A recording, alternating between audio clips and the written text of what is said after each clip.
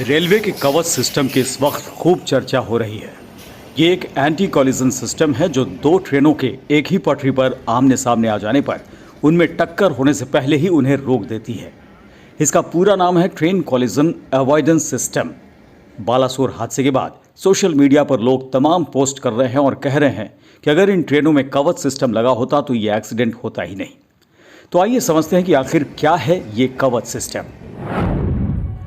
दरअसल कवच भारतीय रेलवे का स्वचालित सुरक्षा प्रणाली सिस्टम है जिसके जरिए रेलवे ट्रेन हादसों को रोकने का प्लान बना रही है।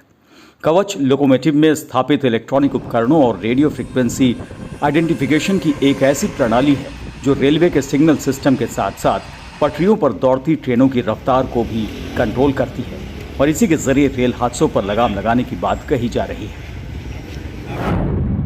कवच एक ऐसा सिस्टम है जिसे हर स्टेशन पर 1 किलोमीटर की दूरी पर इंस्टॉल किया जाता है। इसके साथ ही इसे ट्रेन, ट्रैक और रेलवे सिग्नल सिस्टम में भी इंस्टॉल किया जाता है। ये पूरा सिस्टम एक दूसरे कंपोनेंट से अल्ट्रा हाई रेडियो फ्रीक्वेंसी के जरिए कम्युनिकेट करता है।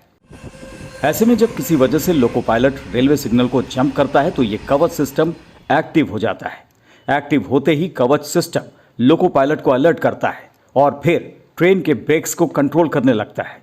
इसके साथ ही कवच सिस्टम को अगर पता चल जाता है कि एक ही पटरी पर दूसरी ट्रेन भी आ रही है तो वो दूसरी ट्रेन को अलर्ट भेजता है और दूसरी ट्रेन एक निश्चित दूरी पर आकर खुद रुक जाती है। कवच सिस्टम को अब तक साउथ सेंट्रल रेलवे के 1445 किलोमीटर रूट के साथ साथ 77 ट्रेनों में जोड़ा गया है। इसके अलावा दिल्ली मुंबई और दिल्ली हावड़ा कॉरिडोर पर भी इसे इंस्टॉल करने का काम तेजी से चल रहा है। कोरोमंडल ट्रेन हादसे को लेकर रेलवे अधिकारियों की ओर से कहा जा रहा है कि इस ट्रेन में कवच सिस्टम इंस्टॉल नहीं था, यानी अगर इस ट्रेन में यह सिस्टम इंस्टॉल होता तो शायद ये एक्सीडेंट नहीं होता।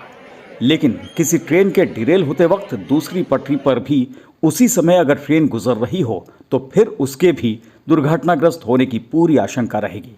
इसलिए ट्रेन डिरेल ही ना हो ऐसा सिस्टम लाना भी जरूरी है।